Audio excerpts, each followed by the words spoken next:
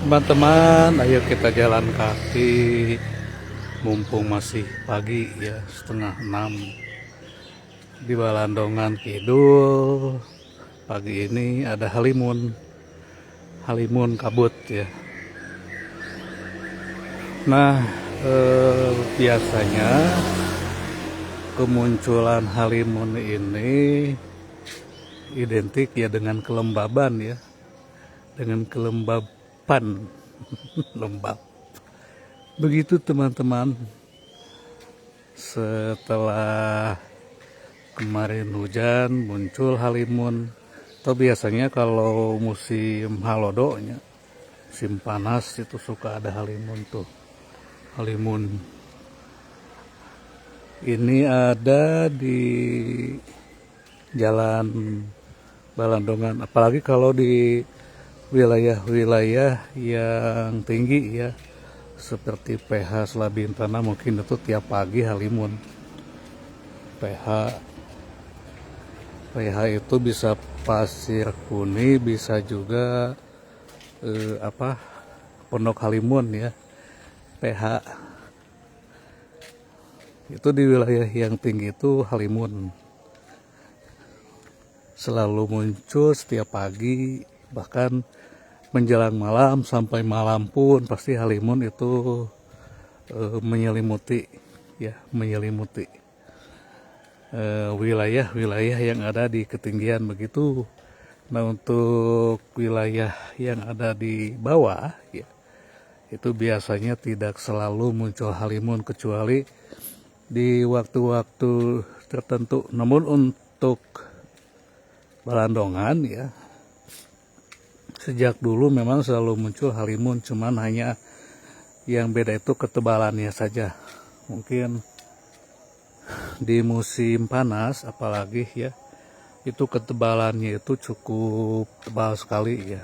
Beda dengan di musim penghujan ya.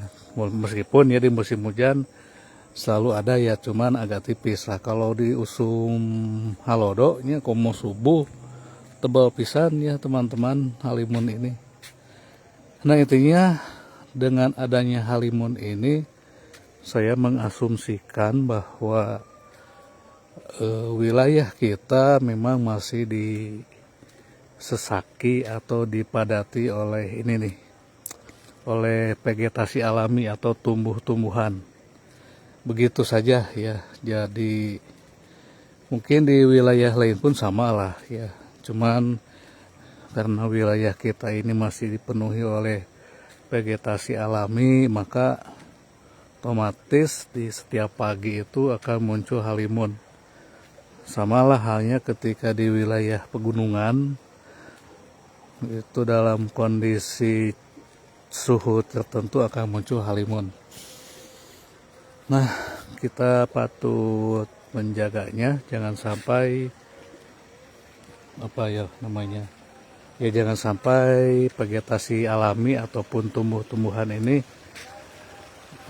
menjadi salah satu faktor yang nanti ketika sudah banyak ditebangi atau dialih fungsikan lahannya menjadi penyebab hilangnya halimun begitu. Jadi bagi wilayah-wilayah yang setiap paginya itu muncul halimun, kemana muncul halimun itu patut bangga ya, sebab alam sudah masih mempersembahkan fenomenanya begitu teman-teman. Mungkin kita ataupun orang lain yang ada di wilayah kota ya, atau di wilayah-wilayah yang intinya mah si tumbuhannya itu sudah sangat langka, mungkin akan jarang sekali melihat fenomena halimun ini. Mangga akan jarang sekali melihat fenomena halimun ini bagi wilayah-wilayah yang memang sudah sedikit sekali tumbuhannya begitu ya. Patut kita jaga, namun kadang-kadang ya kita kan selalu mengkampanyekan ketahanan pangan nih. Bahkan untuk tingkat nasional saja ada kebijakan tentang ketahanan pangan. Nah, sebetulnya ketahanan pangan ini ya, berbanding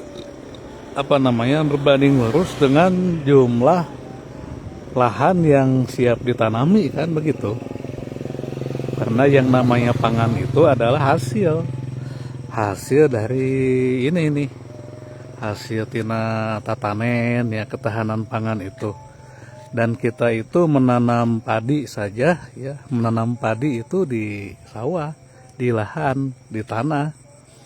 Nah, ketika misalkan kita itu mengkonsepkan atau mengkampanyekan ketahanan pangan, sedangkan kita setiap saat, setiap waktu selalu memberikan izin ya untuk alih fungsi lahan, maka ketahanan pangan yang kita canangkan itu ya kita patut katakan angan-angan saja begitu ya. Jadi sekali lagi ketahanan pangan ini berbanding lurus dengan dengan ketersediaan lahan tanah yang ditanami ya. Sebab ketika kita berbicara tentang ketahanan pangan itu ya kaitannya dengan makanan kan, dengan apa yang kita konsumsi. Ketika lahan-lahan yang ditanami ini cukup luas, misalnya dalam satu kampung itu lebih luas sawahnya atau lebih luas kebunnya, maka di situ akan ada ketahanan pangan. Dan yang tepat itu ketika si sawah-sawah itu memang dimiliki oleh penduduk setempat, begitu teman-teman ya. Itu namanya ketahanan pangan. Ketika di suatu masa dunia misalnya itu terjadi krisis pangan, sementara di satu wilayah atau satu kampung lah, jangan terlalu muluk-muluk kita membahas satu negara ya, satu kampung saja ketika di masa krisis pangan dia masih bisa menyediakan cadangan makanan ya. Nah, itu yang disebut dengan ketahanan pangan.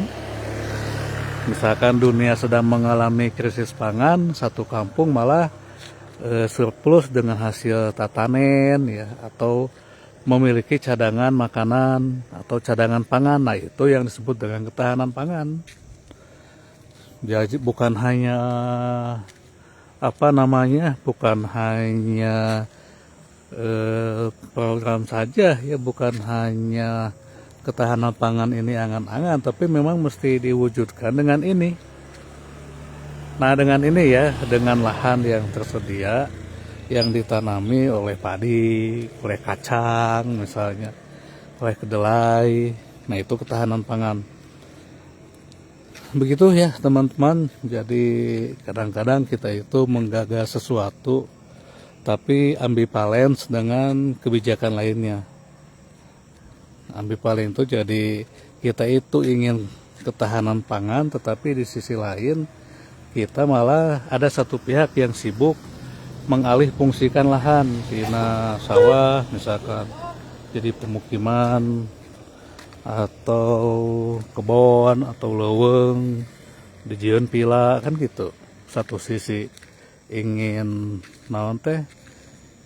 ketahanan pangan ya, tapi di sisi lain ada pihak-pihak yang memang itu dengan sengaja ya, atas nama kenyamanan, kemudian atas nama ingin pamer mungkin ya, membuat bangunan-bangunan yang ditinggalkan begitu saja, bahkan membuat nate di leuweung dehnya.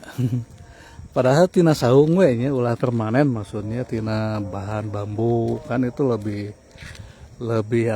ramah lingkungan. Suatu saat ketika sudah tidak dipakai lagi kan bisa diruag ulah permanen di pondasi ya akibatnya wilayah yang paling rendah ketika hujan turun itu mesti yang menjadi pesakitan atau objek yang menahan banjir. Begitu, nuhun.